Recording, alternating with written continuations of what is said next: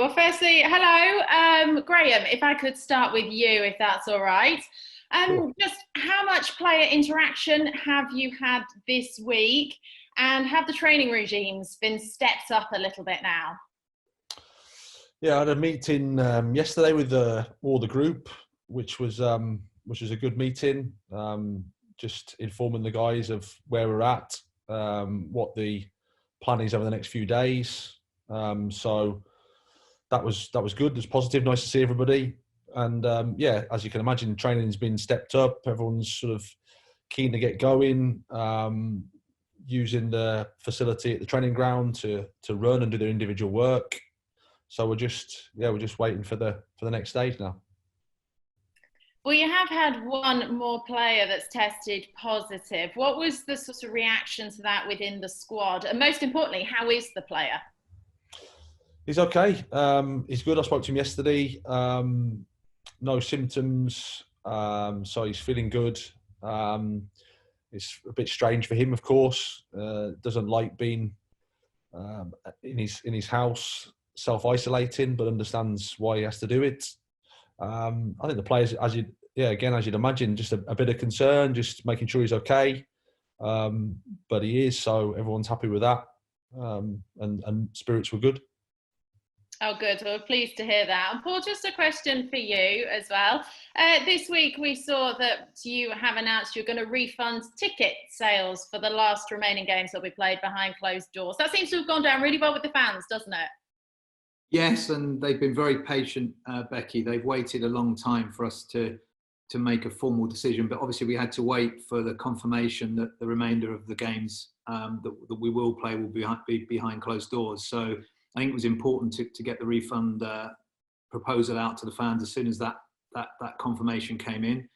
We've also had a lot of fans who've been very kind to either want to donate their refund to the Albion as one charity, which is fantastic, and some have even asked for the club to keep the money, which is even nicer of them. So from that point of view, we're very pleased with the reaction, and we're delighted that we've been able to provide some clarity for fans. And the Albion as one fund top £300,000. A milestone there for you with that, pleased? Yeah, very pleased. And again, credit to the players that kicked that off with such a generous donation, and the chairman and other members of staff and directors followed. But the fans have started to contribute as well. We've sold nearly 2,000 shirts with "Thank You NHS" on the front, and the profits from those shirts have gone into the fund as well. So all round, it's been a great effort from the whole club and the fans and the community. So there'll be a lot of good causes that will be getting some good news in the next sort of few days, which is what it was all about. Yeah, just wondering, first of all, what you made of Glenn Murray's comments this morning, saying basically that the Premier League is rushing back too early, especially given the number of deaths in the UK, and whether there are other Brighton players who aren't happy, basically, about returning to certainly contact training, potentially very soon. Graham, do you want to go first or me to? You can go, Paul. Thought you might. Well, first of all, Jez, we've said from the start that we want our players to be open with us and open with everyone in terms of their own feelings, because I think it's very, very important that players are recognised here as human beings that have their own views on the crisis that we've been through. So, Glenn's very much entitled and encouraged to speak his mind on these things. From our point of view, obviously, it's really important that the players understand the protocol that they've been asked to follow. And obviously, they had their briefing yesterday. I've had one conversation with Glenn so far about his thoughts on that meeting, which obviously is private between myself and Glenn, so I'm not going to go into that. But what we now need to do is to take a little bit of time to reflect on what was said in the meeting, to hear back from the Premier League with some of the questions that we'd raised as a club that we needed clarification on. And then once we've got all of that information in one place, then we can discuss that with Graham and his staff, and we can, very importantly, discuss it with our directors, because it's important that the board of directors of our club sign off on that protocol, because ultimately the liability sits with us. So that's a process that's now got to happen between now and Monday, when the league have asked us to vote on the protocol. So at the moment, we're in the process of gathering information and gathering views. And Glenn's, as I said, Glenn's views are very important because he's a senior player.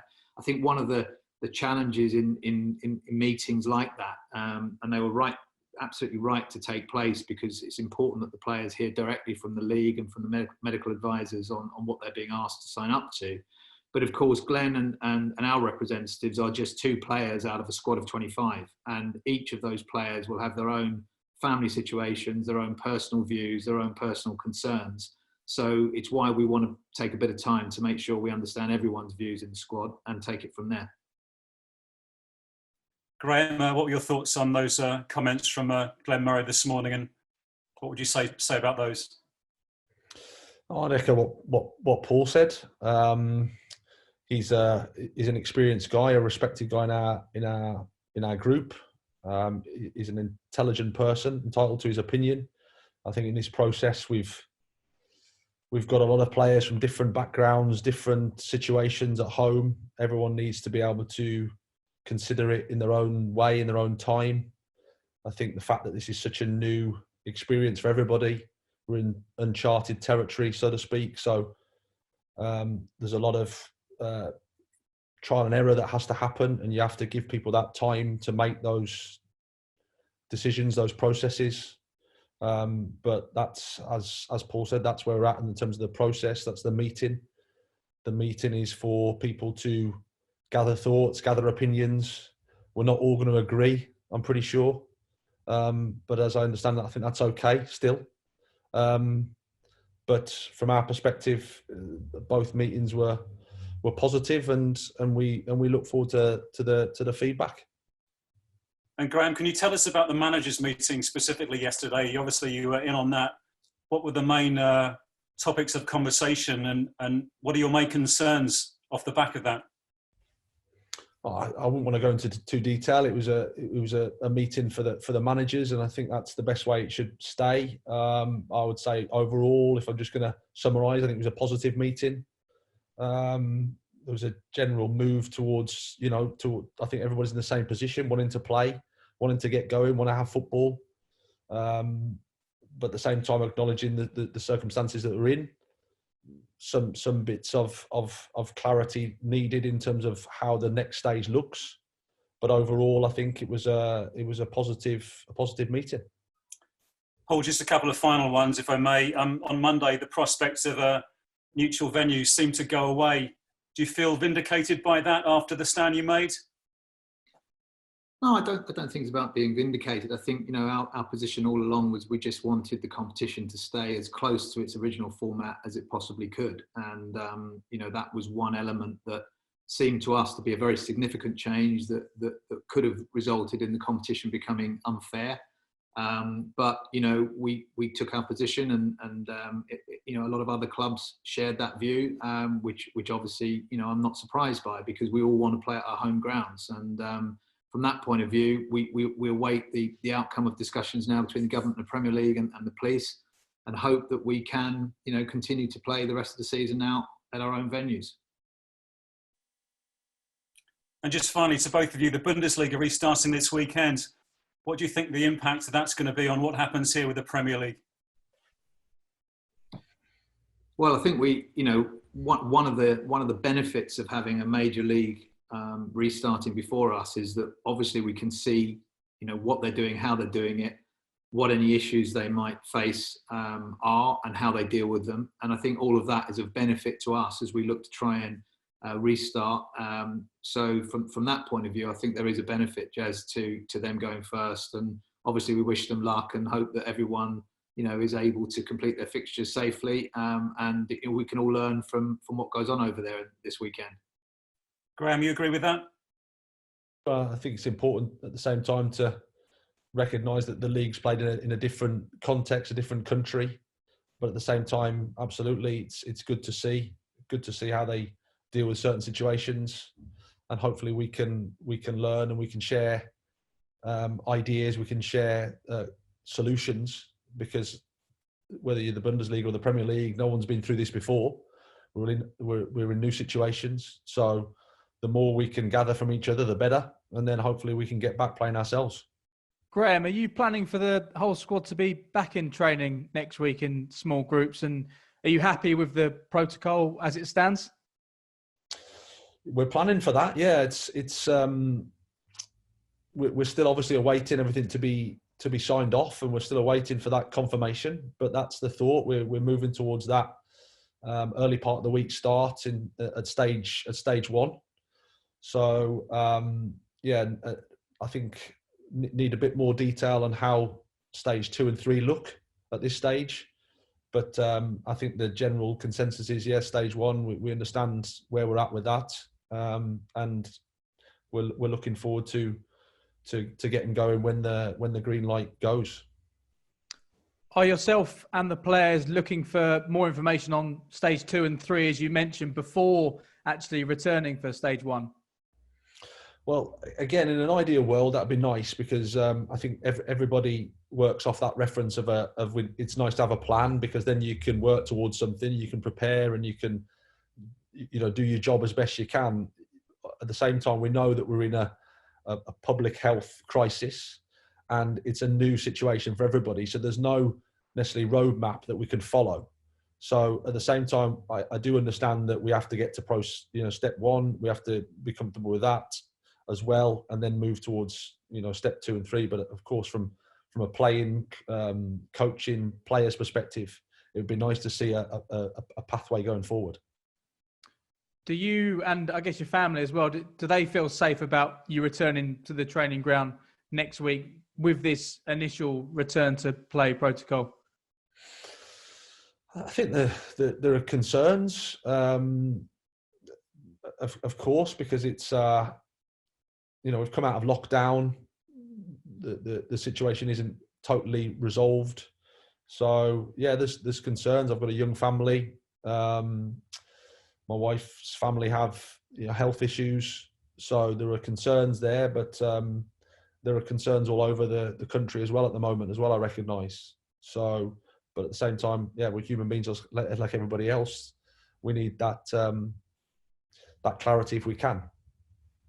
And just finally, how long do you think you need the players in for full training for it to be ideal? Of course, it's not going to be exactly as much as you probably need, but what would be acceptable?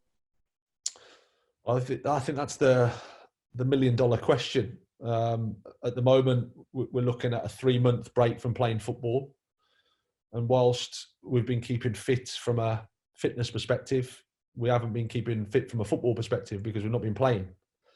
So we've had a really, really long time off. You're looking at 3 months. The small groups is not football training; it's fitness training with a ball in small groups. So I think that's the thing that we want to know. I think that's the thing that would make things a lot easier to see the way forward. At the moment, we haven't got that, and we have to be patient, I suppose, until we have that information. Thanks, Graham. And Paul, if I can ask you about the player contracts, which are allowed to extend now until the point at which the season actually ends. Are you looking to extend the contracts of the Brighton players out of contract in June? And do you think it's going to be an issue for the league if they're unable to extend the contracts of key players across the division? Well, that's something which we'll talk about over the next sort of short while. No final decision's been made on that yet. But obviously, again, going back to making sure the competition stays as consistent as possible to the way we started. Obviously, the best scenario is that everyone is able to keep their same 25-man squads. But obviously, there are going to be different issues for different clubs. We're fortunate that we've got a relatively small number of players that this directly affects. So over the next few days, we'll be having more discussions about how we handle that. And are you expecting this training protocol to be voted through on Monday? I don't know is the honest answer, James. I mean, every club will need to take in the information that they've received over the last 24 hours. I mean, I think, one of the things that's been very important is that the clubs and the medical teams have been able to sort of work with the protocol for a while now, and it's evolved. It's in different versions. The players and the coaches really only got the details of that protocol in first hand, if you like, yesterday. They obviously had questions, and as I said earlier, those questions now and the answers to those questions have got to be processed. And each club, I think, will have their own way of doing that. For us, it is about making sure that we understand the views of each constituent part. You know, the players, the coaches, the medical staff, the lawyers, and of course the directors who've got to take ultimate responsibility for the protocol. So, you know, each of those stages have got to be gone through over a very short period of time. So it's a lot to get through in time for a vote on Monday.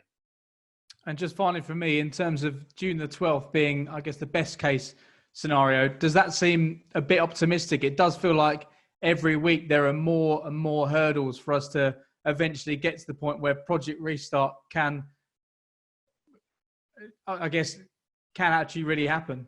Yeah, I mean, as Graham said, this is uncharted territory, and I think it's difficult for everybody. It's very difficult for leagues to work through a huge amount of detail, not just in terms of medical protocol for the players, which is vitally important, but also the broadcast contract situation, individual clubs and their own issues and challenges. Obviously, government, who've ultimately got to sanction all of this, even if we vote in favour of moving forward. You know, the government, you know, at meetings have got to say, yes, it's okay, it's good to go. So I think this is a hugely complex situation, James, and it's very difficult to call, frankly, one day to the next, let alone 1 week to the next, and a month out from now, who knows where we'll be. But I think there is a general will from all of the clubs in the division to play out the season and play it out as close to the competition format that we started with, and making sure that it's fair for everyone insofar in these situations as it possibly can be. That's the focus. Whatever date that is remains to be seen, but everyone's moving forward together and in the right direction.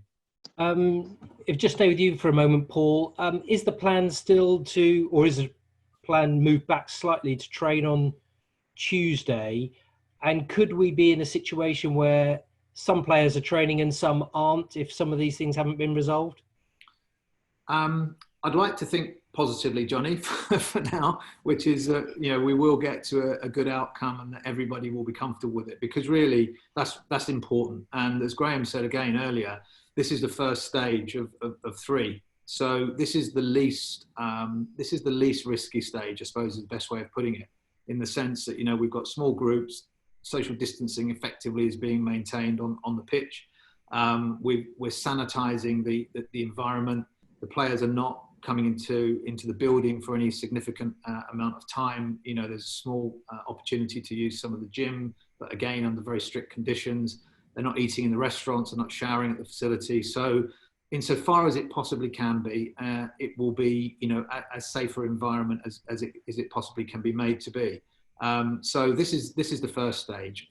The challenge, of course, will be when contact comes into play and larger groups come into contact with each other. And then, of course, you go to the playing stage where different groups come into contact with each other in a match play situation.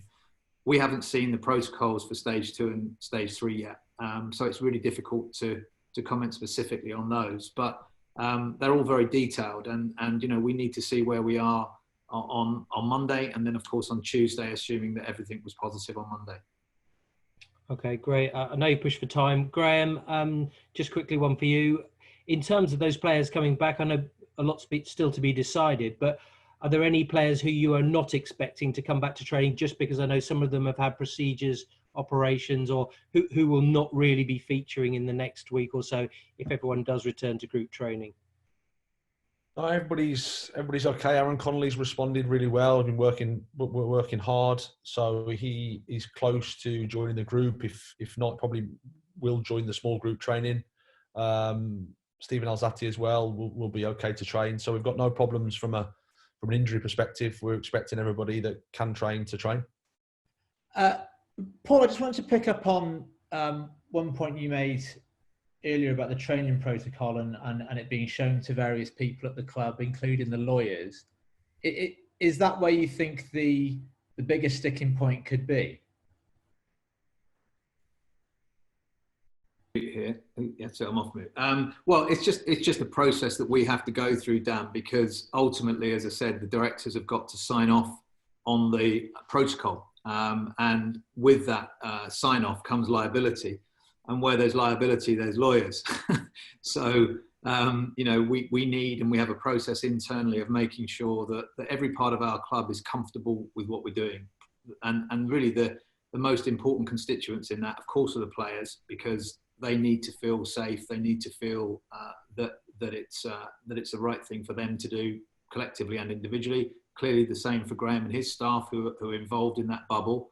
And then ultimately the directors of the club need to understand exactly what they're signing up to and to make sure that they're comfortable with that. So, as I say, it's a process that we're going through. I'm sure every other club is doing something similar, but that's certainly our position. Grand stuff. And a question about Monday. I just want to kind of get that clarity about when exactly the players will come in for training again.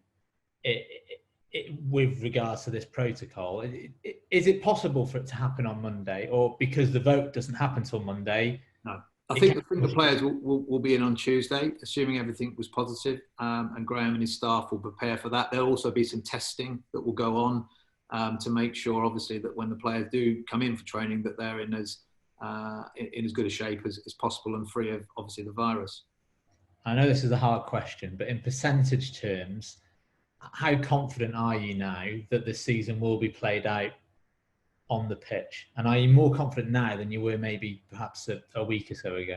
You're right, it's a hard question. I can't really answer that. I mean, all I can say is that a huge amount of work has been and is being done to ensure that we can play out the season. It's what we want to do. It's what every club in the Premier League wants to do.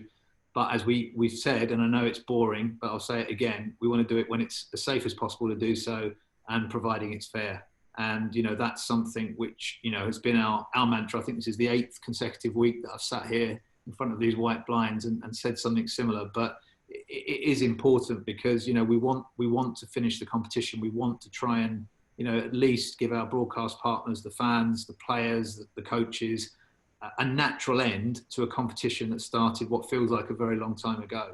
And we want to do it on the pitch. We want to make sure that it's safe. We give everyone, hopefully, if we can get back playing, a little bit of a lift. And obviously, we want to make sure it's fair as well. So everybody's efforts are pointed in that direction. Finally, sorry, Graham. When you talk about the details that you'd like for stage 2 and 3, can you talk about the kind of specific scenarios of what you mean by that? Well, I suppose just how long we'll have in terms of the preparatory stage, I guess, can help. So then we know what we're working with in terms of getting our players ready from a long period of no football activity. You're looking at 3 months towards playing in the Premier League. So we need an understanding of that. And then also the what if scenarios, I guess. What happens if players get positive results in terms of the tests of the virus? What happens there? How does that affect the competition? So there's lots of little bits of detail. We're positive at the moment in terms of we want to try. Like Paul said, everyone wants to get back playing. The general consensus in our group is we want to play football, finish the season. But again, just to get that detail would be nice.